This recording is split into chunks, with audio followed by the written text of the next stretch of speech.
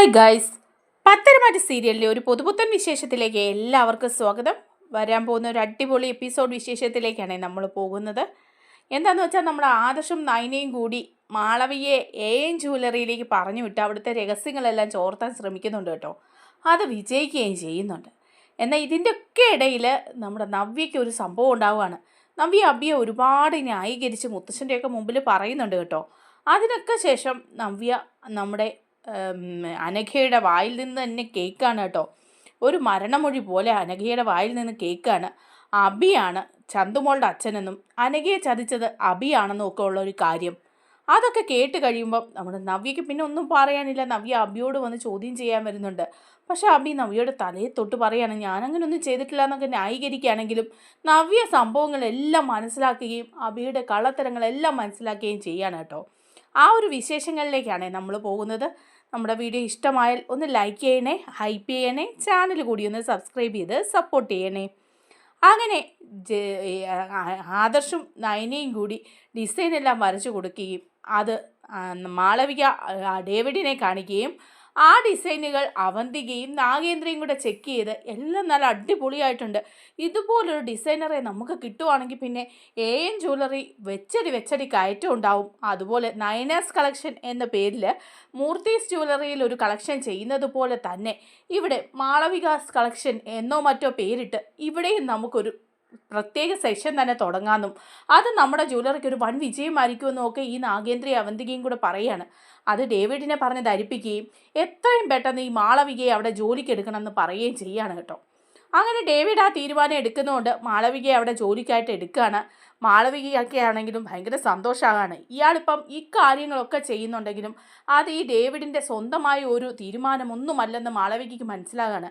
ഡേവിഡിന് മുകളിൽ മറ്റാരൊക്കെയോ ഉണ്ടെന്നും അവർ പറയുന്നതൊക്കെ അനുസരിച്ചാണ് ഈ ഡേവിഡ് ചെയ്യുന്നത് എന്നുള്ള കാര്യങ്ങൾ മാളവിക അപ്പോൾ തന്നെ മനസ്സിലാക്കിയെടുക്കുകയാണ്. അങ്ങനെ ഡേവിഡ് മാളവികയോട് പറയുന്നുണ്ട് ഇവിടെ നിങ്ങളെ എടുത്തിരിക്കുകയാണ്, ഇവിടുത്തെ ഒരു സെക്ഷൻ തന്നെ തുടങ്ങാൻ വേണ്ടിയിട്ടാണ് അവിടെ നയനാസ് കളക്ഷൻസ് പോലെ എന്ന് പറയുമ്പം മാളവിക പറയുന്നുണ്ട് നയനാസ് കളക്ഷൻസ് എന്ന് പറഞ്ഞാൽ അത് ഭയങ്കര സംഭവം തന്നെയാണ്, അതുപോലൊന്നും ആയി എടുക്കാൻ പറ്റുമെന്ന് എനിക്ക് തോന്നുന്നില്ല എന്ന് പറയുക. അപ്പോൾ ഉടനെ ഡേവിഡ് പറയുന്നുണ്ട് അങ്ങനെയല്ല, നമുക്കും അത് ചെയ്യാൻ പറ്റണം, നിങ്ങൾക്ക് എത്ര രൂപ വേണമെങ്കിലും സാലറി തരാം, വളരെ നല്ല ഓഫറാണ് നിങ്ങൾക്ക് തന്നിരിക്കുന്നതെന്നൊക്കെ പറയുക. അപ്പോൾ മാളവിക പറയുന്നുണ്ട് കുറച്ചധികം ഓഫർ ഉള്ളത് കൊണ്ട് മാത്രമാണ് ഞാനിപ്പോൾ ഇവിടെ പിടിച്ച് നിൽക്കുന്നത്. നേരത്തെ ഞാൻ മൂർത്തീസ് ജ്വല്ലറിയിൽ വർക്ക് ചെയ്തിട്ടുണ്ട്, അതിനുശേഷം ഞാൻ വിദേശത്തേക്ക് പോയിരുന്നു. ഇപ്പോൾ തിരിച്ചു വന്നപ്പം നിങ്ങൾ ഇങ്ങനെ ഒരാളെ തിരഞ്ഞെടുക്കുന്നു എന്ന് കണ്ടപ്പം ഇങ്ങോട്ട് വന്നു. ഇവിടെ നല്ല രീതിയിൽ സാലറി ഉള്ളതുകൊണ്ടാണെന്ന് പറയുമ്പോൾ ഡേവിഡ് പറയുകയാണെങ്കിൽ എത്ര സാലറി വേണേലും കൂട്ടിത്തരാം, പക്ഷേ അവിടുത്തെ നയനാസ് കളക്ഷനെ പൊട്ടിക്കാൻ നമുക്ക് സാധിക്കണം. ഇപ്പോഴാണെങ്കിൽ നയന പ്രഗ്നൻ്റ് ആണ്, അതുകൊണ്ട് ഒരുപാട് ഡിസൈനൊന്നും ചെയ്യാൻ പോകുന്നൊന്നുമില്ല എന്നൊക്കെ പറഞ്ഞ് ഡേവിഡ് അവിടെ പിടിച്ച് നിർത്തുകയാണ് നമ്മുടെ മാളവികയെ. പക്ഷേ മാളവികയ്ക്ക് കാര്യങ്ങളൊക്കെ പിടിച്ചെടുക്കാൻ പറ്റുമല്ലോ എന്നുള്ളൊരു വിചാരമാണ് കേട്ടോ. അതിനുശേഷം മാളവിക വൈകിട്ട് ആദർശിനെയും നയനയും പോയി കാണുന്നുണ്ട്. അപ്പോൾ ആദർശ് ചോദിക്കുകയാണ് എങ്ങനെ ഉണ്ടായിരുന്നു ഇൻ്റർവ്യൂവിന് പോയിട്ട് കാര്യങ്ങളൊക്കെ എന്ന് പറയുമ്പോൾ സെലക്ഷൻ കിട്ടി, മേഡത്തിൻ്റെ ഡിസൈനുകൾ നയന മേഡത്തിൻ്റെ ഡിസൈനുകൾ അവർക്ക് ഭയങ്കരമായിട്ട് ഇഷ്ടപ്പെട്ടു, അങ്ങനെ എന്നെ സെലക്ട് ചെയ്യുകയും ചെയ്തു.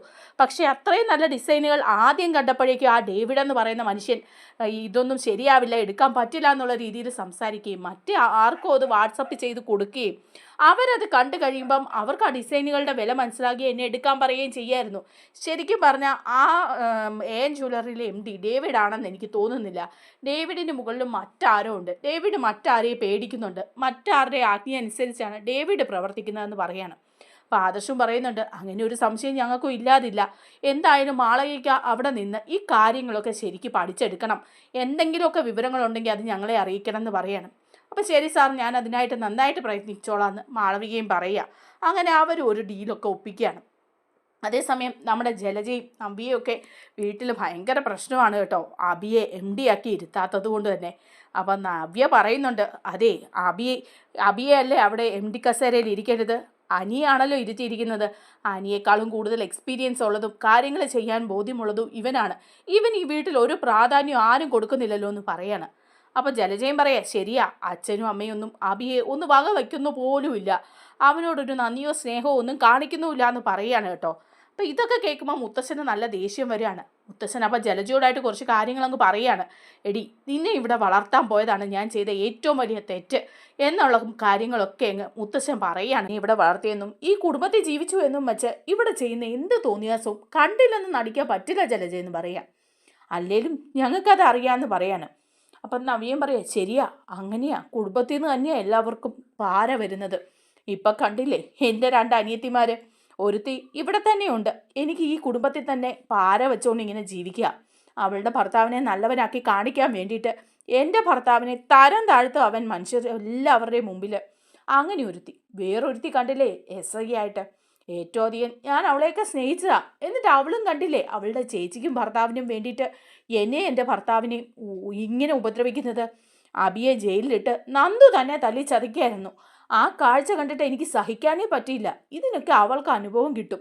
അവൾക്കൊരു വിചാരമുണ്ട്, ഇവിടെ ഈ കുടുംബത്തിൽ കയറി അനിയുടെ ഭാര്യയായിട്ട് ജീവിക്കണമെന്ന്. ഞാനിവിടെ ജീവിച്ചിരിക്കുന്ന കാലത്തോളം അത് നടക്കാനൊന്നും പോകുന്നില്ല എന്ന് പറയുകയാണ്. അപ്പോൾ മുത്തശ്ശൻ പറയുന്നുണ്ട്, അതിന് നവിക്ക് എന്താ പന്ത്? അത് അനിയും നന്ദുവും കൂടെ തീരുമാനിക്കേണ്ട കാര്യമല്ലേ. അവർക്ക് രണ്ടും മനസ്സ് ഇഷ്ടമാണെന്നുണ്ടെങ്കിൽ ഈ വിവാഹം നടത്തി കൊടുക്കാൻ ഞങ്ങൾ തയ്യാറാണ്. പിന്നെ നന്ദുവിൻ്റെ അമ്മയും അച്ഛനെയൊക്കെ ഓർത്തിട്ടാണ് വീണ്ടും അതിനെക്കുറിച്ച് ഞങ്ങൾ നിർബന്ധിക്കാത്തതെന്ന് പറയുമ്പോൾ നവ്യ പറയാണ്, ഇല്ല, അതിനു വേണ്ടിയിട്ടും ഈ കുടുംബത്തിൽ കയറി കൂടാൻ വേണ്ടിയിട്ടുമാണ് ആദർശിനെയും നയനെയും അവൾ കൂട്ടുപിടിച്ചിരിക്കുന്നത്. അതുകൊണ്ടാണ് അബിക്ക് ഇങ്ങനെ ഒരു അവസ്ഥയുണ്ടായത്. അതുകൊണ്ട് തന്നെ ഇനി നവ്യയും ഈ നന്ദുവും അനിയും തമ്മിലുള്ള വിവാഹം നടക്കാതിരിക്കാൻ എല്ലാ കാര്യങ്ങളും ഞാൻ ചെയ്യുമെന്ന് പറയാം. ജലജയൻ പറയുന്നുണ്ട്, അതെ അതെ, ജാനകി ആ വിവാഹത്തിന് നടക്കുമെന്ന് പ്രതീക്ഷിച്ച് അച്ഛനും അമ്മയൊന്നും ഇരിക്കണ്ട. ജാനകി ആ വിവാഹം നടത്താൻ തയ്യാറല്ല. നന്ദുവിനെ ഈ വീട്ടിലേക്ക് കൊണ്ടുവരുന്നതിനോട് ജാനകിക്ക് ഇഷ്ടവും ഇല്ല എന്ന് പറയാം. അപ്പോൾ മുത്തശ്ശി പറയുന്നുണ്ട്, എന്തിനാ ജലജ എഴുതാപ്പുറം വായിക്കുന്നത്? ഇപ്പം നമ്മൾ ആ കാര്യമൊന്നും ചർച്ച ചെയ്തില്ലല്ലോ. അനിയൻ നന്ദുവിനെയൊക്കെ ഇതിലേക്ക് വലിച്ചിടണോ? അബി ചെയ്ത തോന്നിയാസത്തിനുള്ള ഫലം അവൻ അനുഭവിക്കട്ടെ എന്ന് പറയാം. അപ്പോൾ ജലജയും അതുപോലെ നവ്യയും കൂടെ അകത്തേക്ക് കയറി പോവാം. അത് കഴിയുമ്പം അവർ തീരുമാനിക്കുകയാണ് കേട്ടോ, രണ്ടുപേരും കൂടി ഇതങ്ങനെ വെറുതെ വിട്ടാൽ പറ്റില്ല. നല്ലൊരു വക്കീലിനെ വെച്ച് കോടതിയിൽ തന്നെ വാദിച്ച് അബിയെ പുറത്തിറക്കണം എന്നുള്ള കാര്യം ആലോചിക്കുകയാണ്. അങ്ങനെ അബിയെ കോടതിയിൽ ഹാജരാക്കുകയാണ്. അപ്പോൾ കോടതിയിൽ നിന്ന് ജാമ്യം എടുക്കാൻ വേണ്ടിയിട്ട് വക്കീലുമായിട്ട് ജലജയും അതുപോലെ തന്നെ നവ്യയും ചെല്ലുമ്പോൾ നന്ദു അബിയെ ഹാജരാക്കുന്നുണ്ട് കോടതിയിൽ. അപ്പോൾ കോടതിയിൽ ഇവർ സമർപ്പിക്കുന്നുണ്ട് ജ്വല്ലറിയിൽ ചെയ്ത ചെറിയ മോഷണം കേസുകൾ. അത് മാത്രമാണ് അബി ചെയ്തതെന്ന് അവർ വാദിക്കുകയാണ്. അങ്ങനെ പക്ഷേ നന്ദു റിപ്പോർട്ട് കൊടുക്കുന്നുണ്ട്, FIR ഇട്ട് കൊടുക്കുകയാണ്. അബി മറ്റു പെൺകുട്ടിയെ അനഘയെ ഉപദ്രവിച്ചതിൻ്റെ കാര്യങ്ങളൊക്കെ. അപ്പോൾ കോടതിയിൽ ആ വക്കീൽ വാദിക്കുന്നുണ്ട് അനഘയുടെ കാര്യം. അനഘയും കുഞ്ഞിനെ ഉപദ്രവിച്ചെന്നും അനഘയെ കൊല്ലാൻ വേണ്ടിയിട്ട് അവിടെ ചെന്നു എന്നും ഒക്കെ ഉള്ള കാര്യങ്ങൾ കോടതി പറയുമ്പം കോടതി പറയുന്നുണ്ട്, അങ്ങനെയുള്ള ഒരാൾക്ക് ജാമ്യം നിഷേധിക്കുകയാണ് ചെയ്യേണ്ടത്. കാര്യം എന്താണെന്ന് വെച്ചാൽ അയാൾ ചെയ്തിരിക്കുന്നത് ഒരു പെൺകുട്ടിയെ കൊല്ലാൻ ശ്രമിച്ചതാണ്. ഇനി ജാമ്യത്തിൽ ഇവിടെ നിന്ന് ഇറങ്ങിയാലും അതിനെ ശ്രമിക്കില്ലെന്ന് പറയാൻ പറ്റില്ലല്ലോ. അതുകൊണ്ട് ജാമ്യം നിഷേധിക്കണം എന്ന് പറയണം.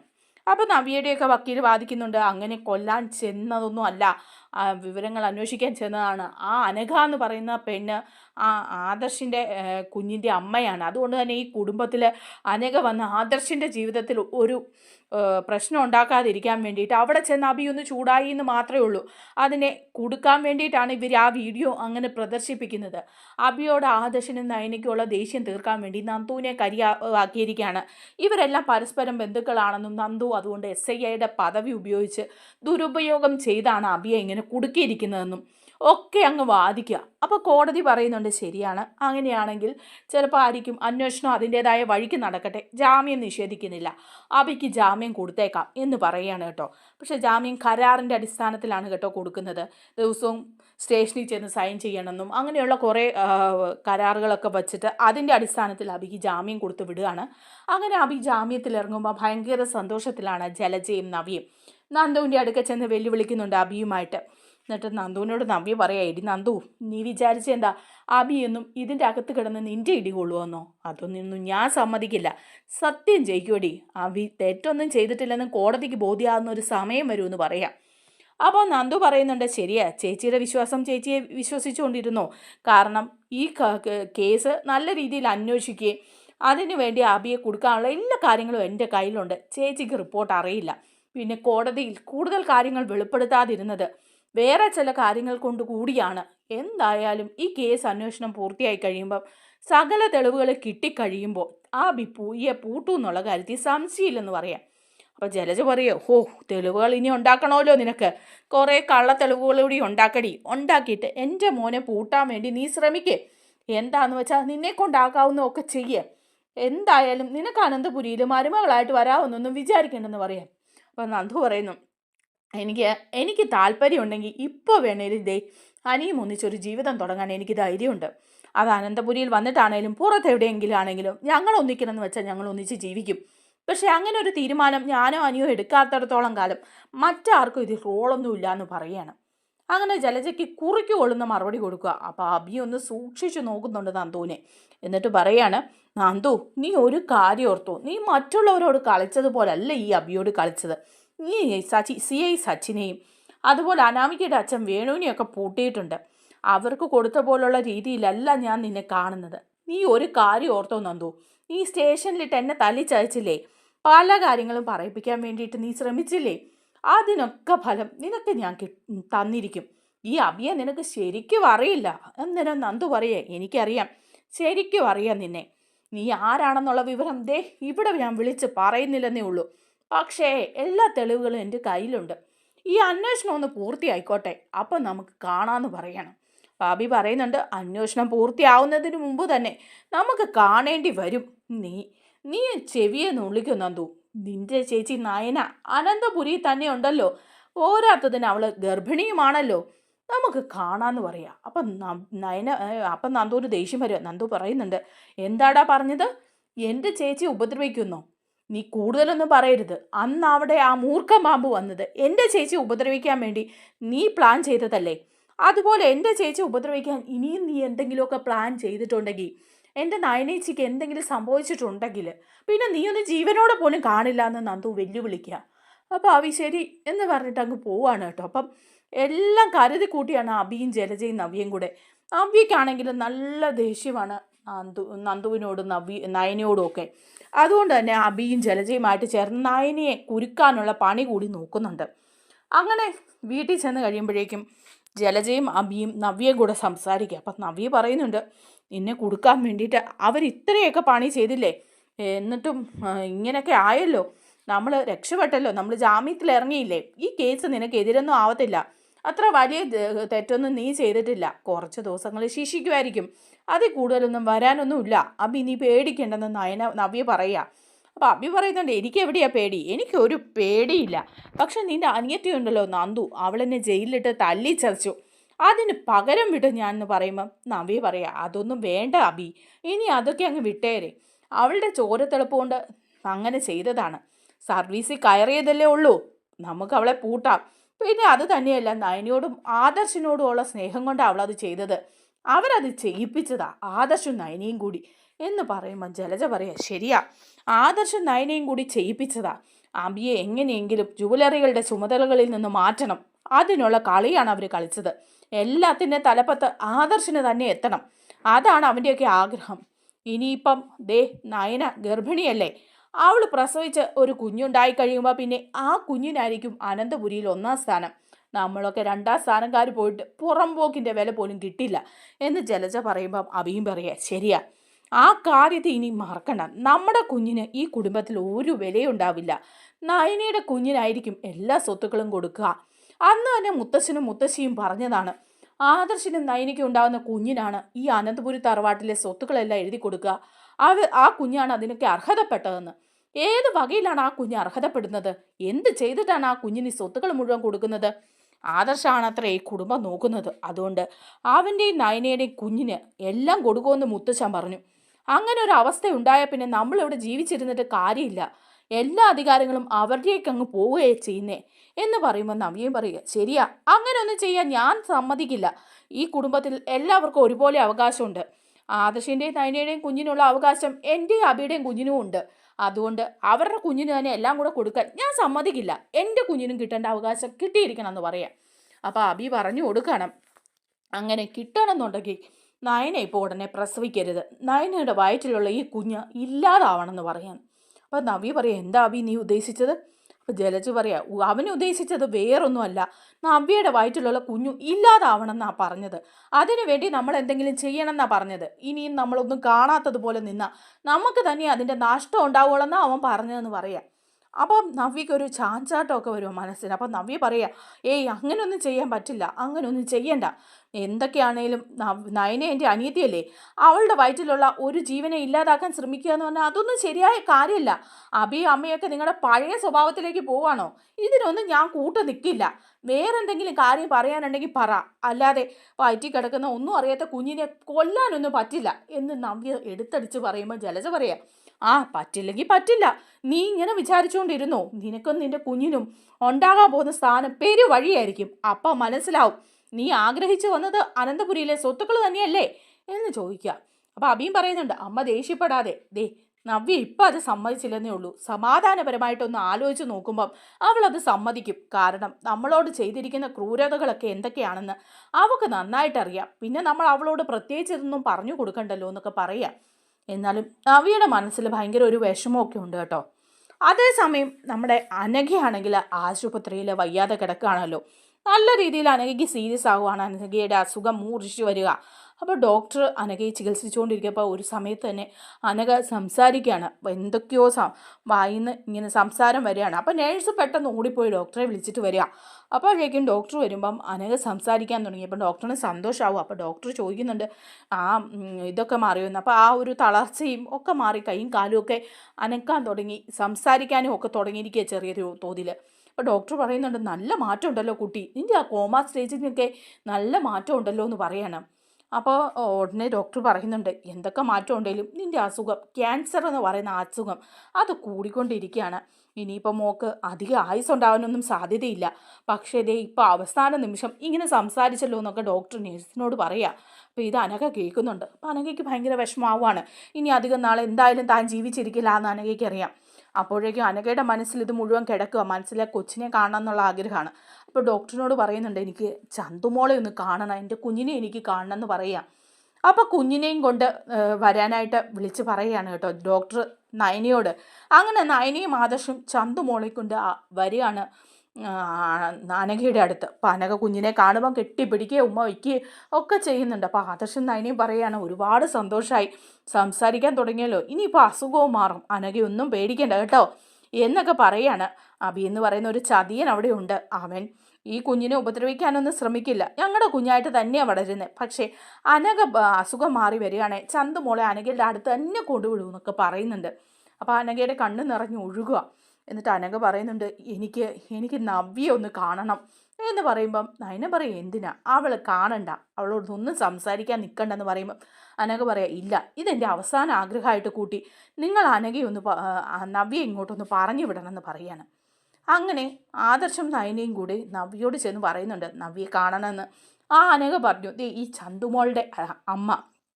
അപ്പം നവ്യ പറയാ, ഇല്ല, എനിക്ക് അവളെ കാണണ്ട, ഞാനെന്തിനാ അവളെ കാണുന്നത്, നിങ്ങളുടെ കുഞ്ഞിൻ്റെ അമ്മയല്ലേ എന്ന് ആദർശിനോട് പറയുമ്പോൾ ആദർശ് പറയാണ്, ആ പെൺകുട്ടിയുടെ അവസാന ആഗ്രഹമാണെന്നാണ് പറഞ്ഞത്, ഡോക്ടർ വഴി ഇങ്ങോട്ട് വിളിച്ച് പറഞ്ഞതാ, പറ്റുമെങ്കിൽ മനസാക്ഷി ഉണ്ടെങ്കിൽ നവ്യൊന്ന് പോയി കാണണമെന്ന് പറയാം. അപ്പം നവ്യ ആലോചിക്കുകയാണ്, മരണം കാത്തു കിടക്കുന്ന ഒരു പെൺകുട്ടിയല്ലേ, ഒന്ന് പോയി കണ്ട് സംസാരിക്കാം എന്ന് വിചാരിച്ച് അവിടെ ചെല്ലുമ്പോൾ അനഘ തീരെ വയ്യാതെ കിടക്കുകയാണ് കേട്ടോ. എന്നിട്ട് കൂടി നവ്യോട് പറയുന്നുണ്ട് അടുത്തിരിക്കാൻ. നവ്യ അങ്ങനെ അടുത്ത് ചെന്ന് നിന്ന് കഴിയുമ്പം നവ്യയുടെ കയ്യിൽ മുറുക്കെ പിടിച്ചുകൊണ്ട് അനഘ ഈ സത്യങ്ങളെല്ലാം പറയുകയാണ് കേട്ടോ, അബിയെക്കുറിച്ചിട്ടുള്ള. അബിയാണ് ഇത് ചെയ്തതെന്ന് പറയുമ്പം നവ്യ വിശ്വസിക്കുന്നില്ലേ, ഇല്ല, അബി അങ്ങനെ ചെയ്യില്ല, നിങ്ങളെല്ലാവരും കൂടെ ഒത്തു കളിക്കുന്നതാണെന്ന് പറയുക. അപ്പോൾ അനഘ പറയാണ്, ഒരിക്കലുമല്ല, ദേ ഈ മരണക്കിടക്കയിൽ കിടക്കുന്ന എനിക്കിനി എന്ത് കിട്ടാനാണ് ഞാൻ അബിയെ കുറ്റപ്പെടുത്തുന്നത്, എൻ്റെ കുഞ്ഞിൻ്റെ അച്ഛനാണ് അവൻ. അത് മുത്തശ്ശനോട് പറയാൻ പോയ സമയത്ത് അവനാണ് എന്നെ ഉപദ്രവിച്ച് ഈ അവസ്ഥയിലാക്കിയത്, എന്നെ കോമാ സ്റ്റേജിലാക്കിയത്. പിന്നെ ഓരോ നിമിഷവും ഞാൻ ജീവൻ വയ്ക്കുന്നുണ്ടോയെന്ന് അവൻ നോക്കിയാണ് നടന്നത്. എൻ്റെ മരണം കാത്തിരുന്നവനവൻ. ഇനിയെങ്കിലും മരിക്കുന്നതിന് മുമ്പെങ്കിലും നിങ്ങൾ ഈ സത്യം അറിയണം, ആദർശേട്ടൻ നിരപരാധിയാണ്, അയാളുടെ തലയിൽ ഈ കുറ്റം വച്ച് എല്ലാവരും കുറ്റപ്പെടുത്തുന്നത് കാണാൻ എനിക്ക് പറ്റില്ല. അതുപോലെ അബി ഒരു ചതിയനാണെന്ന് പറയാണ് കേട്ടോ. അപ്പോൾ ഈ സത്യം അങ്ങ് അറിഞ്ഞു കഴിയുമ്പം ത്തേക്കും നവ്യ അത് വിശ്വസിക്കുക. അപ്പോൾ അത് കഴിഞ്ഞ് നവ്യ പുറത്തിറങ്ങി കഴിയുമ്പോഴേ അറിയുന്നത് അനഘ മരിച്ചു എന്നുള്ള വിവരമാണ്.